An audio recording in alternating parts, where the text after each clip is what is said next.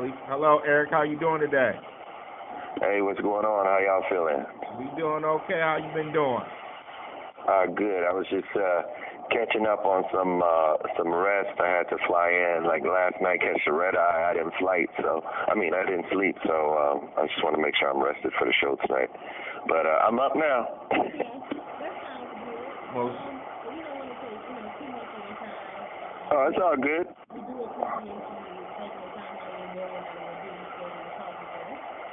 Thank you. and you're definitely here speaking with Ashley and Chef Kelly of Kelly's Kitchen on Reality313Radio.com. And I definitely want to say thank you again for being on, taking some time out your busy schedule to speak with us.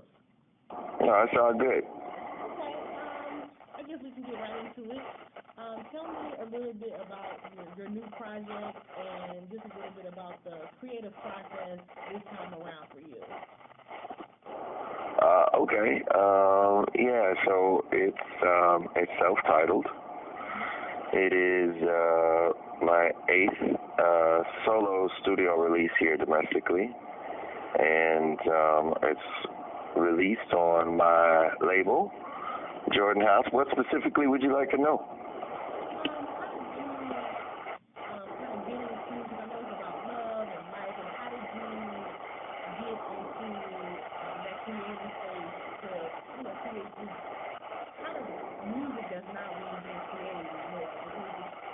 Yeah. Get motivated from, your wife, or where did that come from?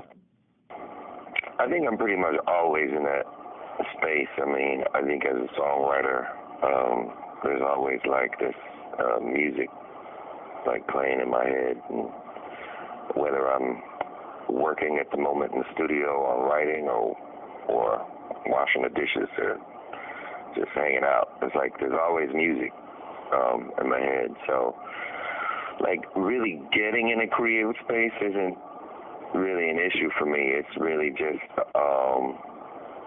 like deciding when to sit down and start working on another album. And I usually release a project like every 3 or 4 years.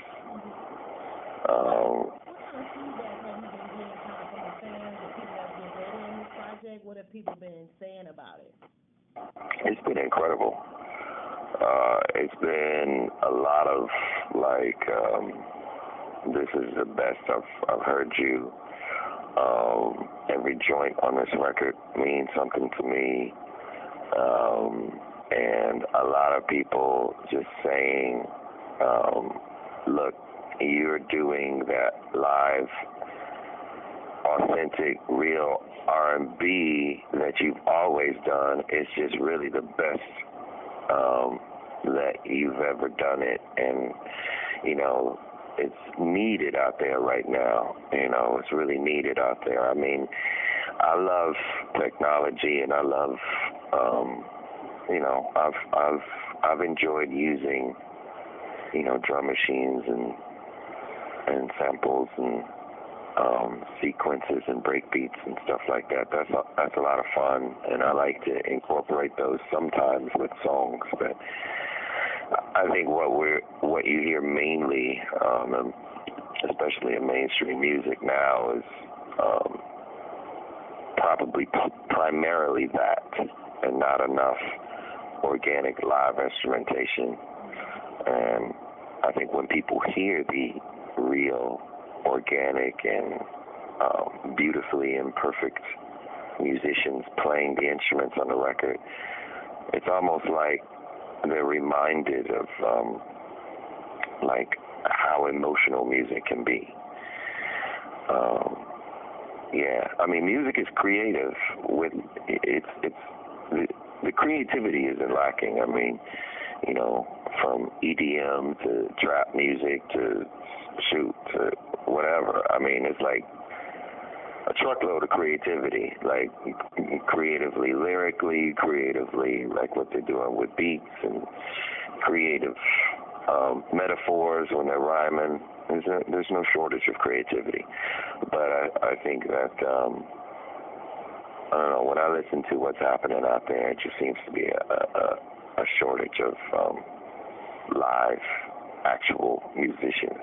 And so I like to think that this record is, you know, giving people what they need, you know, not necessarily what they knew that they needed. Yes, Eric, this is Chef Kelly from Kelly's Kitchen. Hey, what's up, Kelly? First, I want to say, bro, a lot of couples need to be sending you thank you mail all over the world because you help keep a lot of couples together, brother. That's what's up, man. That's an honor to have that moniker, man. I mean, that's one of the things that a lot of people say, you know, when they kind of say it kind of kidding with me, like, yo, bro, it's because of you. I had some very successful date nights and, you know, things like that. No, I love that compliment, man. And I think it just goes back to what I was saying before. I think when you got like some real singing on some real songwriting on some real musicians playing, I mean, that's the trifecta. You know, you're going to have a lot of fun that night. Most definitely. I want to ask you a question, and I know you get the everyday question, but my question for you is, growing up, when did you know that this was the field that you wanted to go into? What made you jump into it? Yeah, I think just growing up in a very, very musical family where we were singing and playing instruments all the time, so much to the point where I thought like all families were like mine, you know.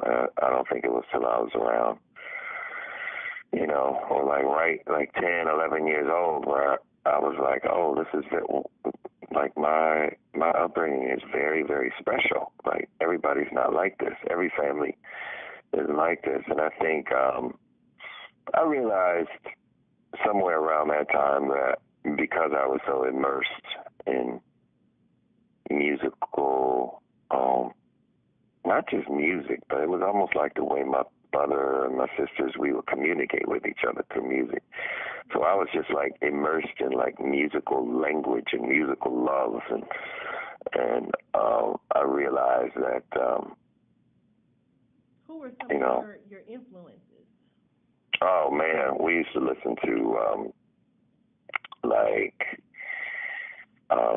all kinds of stuff. We used to listen to a lot of like not only like pop and R&B, like not only like the Beatles and Elton John and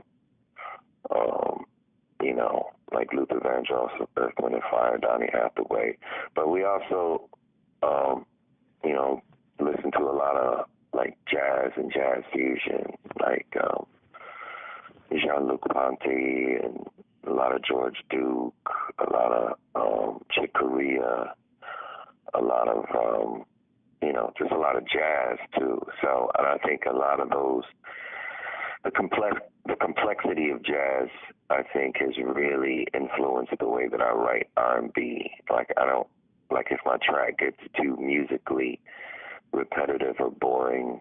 I shouldn't say boring. If it gets too linear, I usually like to throw something in there, whether it's like an unexpected musical change or complex harmony or something, just to keep it lively and interesting and keep the listener on his or her toes, you know. Mm-hmm. And you're on tour right now with Anthony Hamilton and Layla Hathaway. How's that tour been going? Man, it's been great. I mean, we've been killing it. Like the houses have been packed. I mean, everything that I've been describing to y'all so far, the audience that comes to this show loves everything about actual singing, like actual musicianship and actual like cats who are devoted their life to a craft, you know, as opposed to, you know, I'm just doing something so that I can, you know, be famous and live that life. Music is my life. So I think that's something that Anthony Hamilton and Layla and I share. And the audience is there for that. So it's been incredible. Okay, Eric, I got a question to ask you. Hold on, not to cut in, but this kind of got to be our last one. We got to wrap up because we got to get ready for sound check. So let's make this a good one, and we're going to wrap on this one if you don't mind. Thanks. Okay. The album that you put out with Tamia, the wedding song, did you think that it was going to have the power that it has now still to this day, and that's everybody's theme song for their wedding? That's a very interesting question. I was having this conversation with my manager, like before this album came out, you know, when you're always trying to pick a single. Like when you make a record, you listen to the whole body of work and you're like, okay, this joint right here, this one has a shot. But you never really know if it's going to make it to number one because there's a lot of factors involved with getting to number one. It could be like, you know, you might have like the bomb single, and in any other circumstance, you might be poised and ready to go to number one on the charts, right? But who knows? Maybe like 3 weeks before, shoot, I don't know who.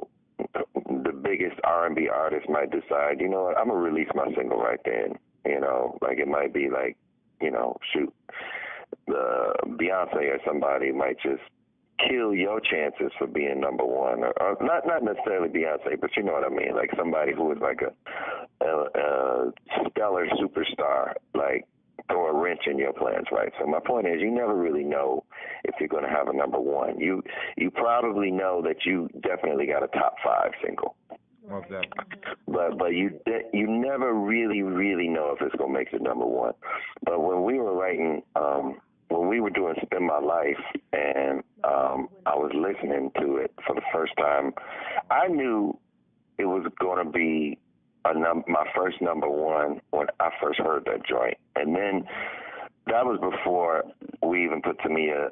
We asked Tamia to sing on it, and then when Tamia was on it, I was like, okay, this is crazy right here. I mean, I know this is going number one, but I mean, I really didn't know that 18 years later, people are still going to be singing this song at their wedding. I mean, that's something that's pretty much impossible to predict, but it's an incredible honor, and I just feel blessed that, you know, a lot of artists don't get one number one song in their career, and I've managed to get like 4 of them, and I just feel like so blessed. Like it's just an incredible blessing. Most definitely. Well, I want to tell you, brother, I want to tell you that you're a superstar right here to Detroit. You got a lot of fans here in Detroit. They definitely appreciate you and appreciate your music. And they're looking forward to the show tomorrow for sure. Most definitely. Well, I love the D, and I love coming and hanging out, and you know, I can't wait to come. It's going to be amazing. And look, next time you come back to Detroit next year, man, our brand new station will be ready, reality313radio.com, and we would love to have you come in and do a live sit-in interview, man. You know, we good with this food down here, too, because we definitely feed you. And I love to eat, so I'll be there. Most definitely. Thank you so much, my brother. All right, thank you. Thank you.